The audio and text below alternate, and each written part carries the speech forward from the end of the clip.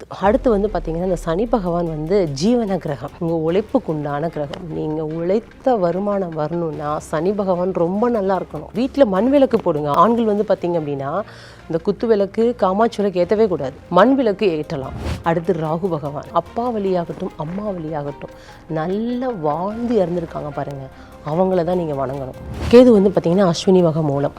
இவர் ஃபர்ஸ்ட் பார்த்தோம், இவர் தான் ஆணிவேர். இவர் சிறப்பாக இருந்தால் தான் வாழ்க்கையில் எல்லா விஷயம் கிடைக்கும்னு ஃபஸ்ட்டே பார்த்துட்டோம். இந்த கேது பொறுத்தளவுக்கு பார்த்திங்க அப்படின்னா, அஸ்வினி மக மூலத்தில் கிரகங்கள் இல்லை அப்படின்னா நட்சத்திரம் எங்கிறது கேது பகவான் எங்க மாட்டார். சனி பகவான் அடுத்து வந்து பார்த்திங்கன்னா, இந்த சனி பகவான் வந்து ஜீவன கிரகம். உங்கள் உழைப்புக்கு உண்டான கிரகம். நீங்கள் உழைத்த வருமானம் வரணும்னா சனி பகவான் ரொம்ப நல்லா இருக்கணும். இன்றைக்கெல்லாம் பார்த்தீங்கன்னு வச்சுக்கோங்க, நான் இவ்வளோ கஷ்டப்படுறேங்க, எனக்கான வருமானம் வரலன்னு யாரெல்லாம் புலம்புறாங்களோ சனி பகவான் பலம் குறைவாக இருக்கும். இன்னொரு விஷயம் பார்த்திங்கன்னா, நிறைய சோம்பேறித்தனம் அவங்ககிட்ட இருக்கும். சோம்பேறித்தனத்துக்கு உண்டான கிரகமும் சனி பகவான் தான். அப்புறம் உழைப்புக்கான நேரமும் உழைப்பும் இன்வெஸ்ட் பண்ணால் தான் வருமானமே கொடுக்க மாட்டார். அப்படி இருக்கிற பட்சத்தில் நான் சோம்பேறித்தனமாக இருக்கேன், ஸ்மார்ட் ஒர்க் பண்ணுறேன்னா கொடுத்துருவாரா? நிச்சயம் கொடுக்க மாட்டேன். அப்போ சனி பகவான் சரியாக இருக்கா அப்படின்னா நல்ல வருமானம் இருக்கும். நீங்கள் எப்படி பார்த்தீங்கன்னா, நீட்டாக குளிச்சுக்கணும், 2 வேளை குளிக்கணும். ஏன்னா சனி பகவான்னா சோம்பேறின்னு பார்த்தோம், அழுக்குன்னு பார்த்தோம், நல்லா தூங்குவாங்க. ஃபஸ்ட்டு என்ன பண்ணணும், 5 மணிக்கு எஞ்சிக்கணும். 5 மணிக்கு மேலே நீங்கள் தூங்கவே கூடாது. இதுதான் ஃபஸ்ட்டு பரிகாரம் உங்களுக்கு. 5 மணிக்கு எந்திரிச்சு உங்களுக்கு வேலையில் சொல்லலாம், எனக்கு 5 மணிக்கு எந்திரிச்சு எந்த வேலையுமே இல்லைங்க, நான் என்னங்க பண்ணுறது, எந்திரிச்சிக்கோங்க, ஃப்ரெஷ்ஷாக குளிச்சுக்கோங்க, வீட்டில் விளக்கு போடுங்க, ஏதாவது சாமி பாட்டு கேளுங்க, இல்லை உங்களுக்கு சினிமா பாட்டு கூட கேளுங்க, தவறே கிடையாது. ஆனால் எஞ்சி குளிச்சுட்டு எக்ஸசைஸ் பண்ணுங்கள், வாக்கிங் போயிட்டு வாங்க. நீங்கள் நடைமுறை வாழ்க்கை கொண்டு வந்து பாருங்கள், சனி பகவான் எவ்வளோ அழகாக தருவார் தெரியுமா உங்களுக்கு. 5 மணிக்கு வீட்டில் மண் விளக்கு போடுங்க. ஆண்கள் வந்து பார்த்திங்க அப்படின்னா, இந்த குத்து விளக்கு, காமாட்சி விளக்கு ஏற்றவே கூடாது. மண் விளக்கு ஏற்றலாம். 5 மணிக்கு ஆண்கள் வீட்டில் விளக்கு ஏற்றினா ரொம்ப சிறப்பு. பெண்களே இப்போ இந்த காலத்து ஏற்றுறது இல்லை, பட் இருந்தாலும் ஆண்கள் நீங்கள் ஏற்றி பாருங்கள். ஏன்னா அது ஒளி, சனி பகவான் இருள், இதுதான் கான்செப்ட். அப்போ நீங்கள் என்ன காலையில் வந்து நீங்கள் ஒளி கொடுக்கும்போது சனி பகவானுடைய ஆக்டிவேஷன்ஸ் கம்மியாகும், உங்களுக்கு அந்த தேவையான ஒளி கிடைக்கும் உங்களுக்கு. அப்போ 5 மணிக்கு எந்திரிக்கிறதே உங்களுக்கு மெயின். உங்களுடைய ஒர்க் இன்றைக்கி என்ன பண்ணுறோம், ஏது பண்ணுறோம் லிஸ்ட்டு போடுங்க. அதெல்லாம் பண்ணி அதை பர்ஃபெக்டாக பண்ணுற டைம் எழுதுங்க, டுடே லிஸ்ட். நீங்கள் டுடே லிஸ்ட்டு போடாமல் எதுவும் பண்ணவே கூடாது. நான் நாளைக்கு பார்த்துக்கிறேன் விட்டுட்டிங்கனாவே சனி பகவான் மேலே வந்து உட்காந்துக்குவார். அது முதுகுலையா தோல்லியாலாம் தெரியாது. நீங்கள் செய்கிற வேலையை அப்புறம் பார்த்துக்கலான்ட்டாவே அன்னைக்கு காரியம் உங்களுக்கு ஃபெயிலியர். நான் இப்போவே செஞ்சு முடிக்கணும், இன்றைக்கே செய்யணும், அந்த விஷயத்துக்குள்ளே நீங்கள் ஸ்ட்ராங்காக நின்று செஞ்சு மட்டும் பாருங்கள், சனி பகவான் சப்போர்ட் பண்ணுவார். சரிங்களா? சனி பகவான் நட்சத்திரம் பார்த்திங்க அப்படின்னா பூஷம், அனுஷம், உத்திரட்டாதி. இந்த நட்சத்திரத்தில் கிரகங்கள் இல்லை அப்படின்னா சனி பகவான் இயக்கம் வந்து கொஞ்சம் உங்களுக்கு குறைவாக இருக்கும். இப்போ வந்து பார்த்திங்கன்னா சனி பகவான் இவர் வந்து மூட்டை தோக்குறவங்க, தொழிலாளி, உடல் ஊனமுற்றோர்கள், வயதானவர்கள், இவங்களுக்கெல்லாம் நீங்கள் உணவு கொடுக்கறது ரொம்ப சிறப்புங்க, ரொம்ப ரொம்ப சிறப்பு. அவங்க மாத்திரை மருந்து வாங்கி கொடுங்க. இல்லை முதியோர் இல்லத்துக்கு வந்து பார்த்திங்கன்னா உங்களால் முடிஞ்ச உணவு தானங்கள் பண்ணுறது செய்யலாம். ஆனால் உணவு தானம் பண்ணும்போது மறக்காமல் தண்ணீரும் கொடுக்கணும். 110 ரூபா 150 ரூபா போட்டு சாப்பாடு வாங்கிடுவீங்க, ஆனால் 10 ரூபா இப்போ தண்ணி கேன் வாங்க மாட்டீங்க.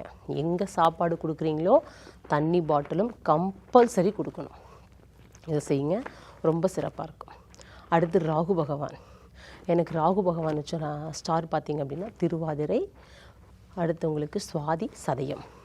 இந்த 3 நட்சத்திரத்தில் கிரகங்கள் இல்லை அப்படின்னா ராகு பகவான் விஷயம் ஆக்டிவேஷன் ஆகாது. ராகு யார்? அப்பா வழி தாத்தா பாட்டி. அடுத்த விஷயம் எடுத்திங்கன்னா ராகு தாங்க பிரம்மாண்டம். உங்களுக்கு அதிகப்படியான ஆசை நிறைவேறணும்னா ராகு பகவான் சிறப்பாக இருக்கணும். ஆனால் ராகுவை நீங்கள் எப்படி கையாளுறீங்க ரொம்ப முக்கியம். குறுக்கு வழியில் போனாலும் கொடுப்பாரு, ஆனால் அவரே பிரச்சனையும் பண்ணிடுவார்.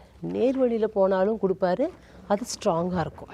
அப்போ இந்த ராகுவோட ஆக்டிவேஷன் வந்து பார்த்திங்கன்னா கிடைக்கணும்னா முன்னோர்களை வணங்குதல். இதில் இன்னும் முக்கியமான பாயிண்ட் பார்த்திங்க அப்படின்னா, அப்பா வழியாகட்டும், அம்மா வழியாகட்டும் நல்லா வாழ்ந்து இறந்துருக்காங்க பாருங்கள், அவங்கள தான் நீங்கள் வணங்கணும்.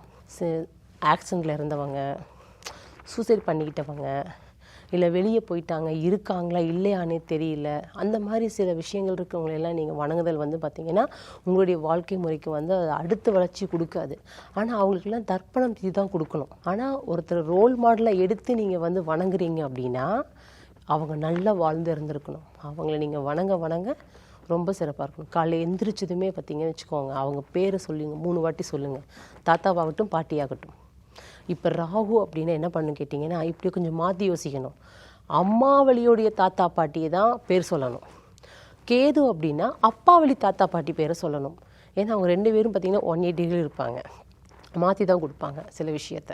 ஸோ அந்த மாதிரி பண்ணணும். அப்போ ராகு அடுத்த விஷயம் பார்த்திங்க அப்படின்னா யாருன்னு கேட்டிங்க அப்படின்னா, உங்களுக்கு சுகபோகமான வாழ்க்கை சொல்லிட்டேன் நான். இந்த இடத்த பொறுத்தளவுக்கு பார்த்தீங்கன்னா, உங்கள் மொபைலில் இருக்கு இல்லையா ரீசார்ஜ் கார்டு, நாளைக்கு முன்னாடி இன்றைக்கி நீங்கள் போட்டுடணும். ஏன்னா நெட்வொர்க் அப்படிங்கிற விஷயம் வந்து பார்த்திங்கன்னா ராகு தான்.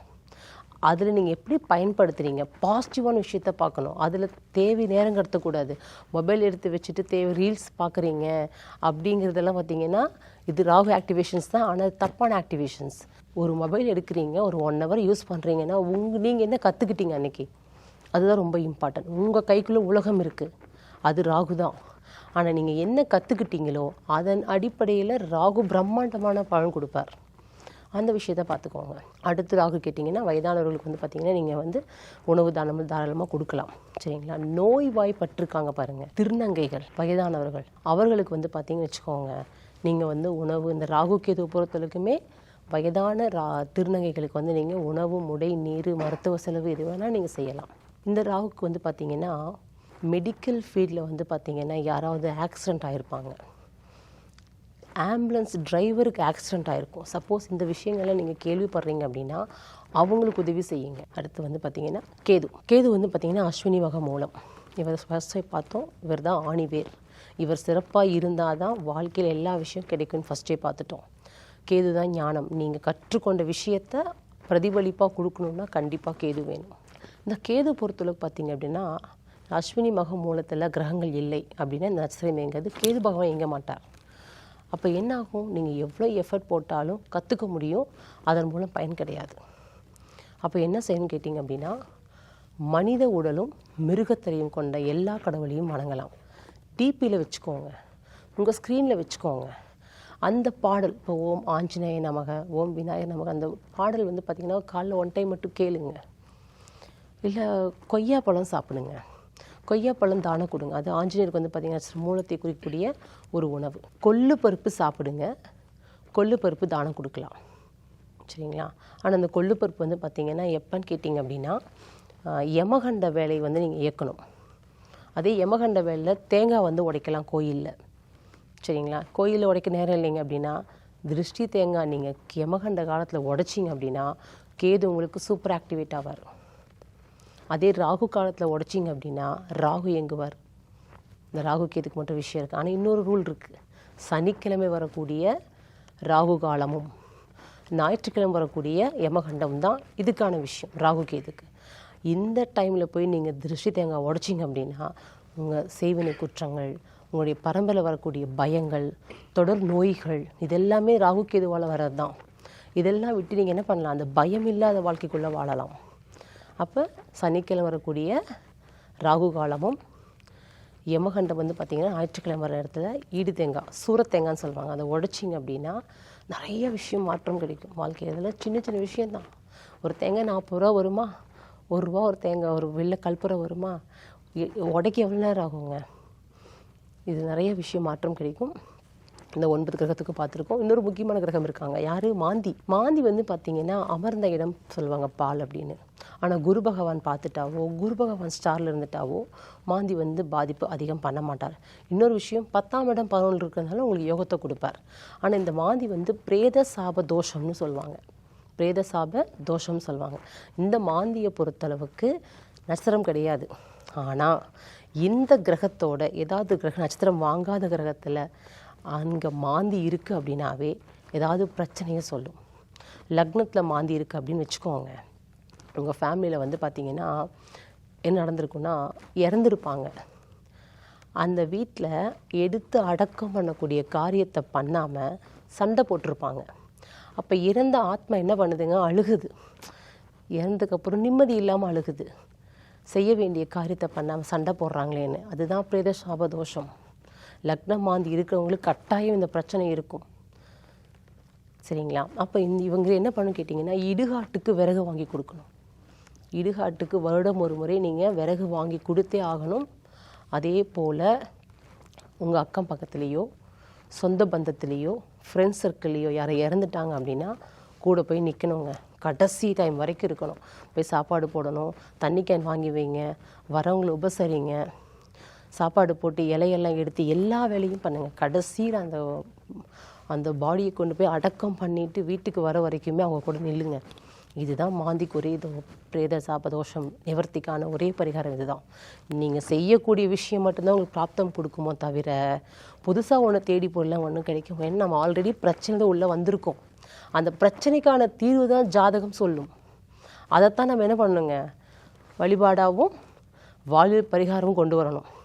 இது ஆன்மீக வழிபாடு இன்னொரு பார்ப்போம். நம்ம இதெல்லாம் பார்த்திங்கன்னா கிரகங்களுக்கு கொடுத்துருக்கோம். அனைவருக்கும் நல்வாழ்த்துகள்.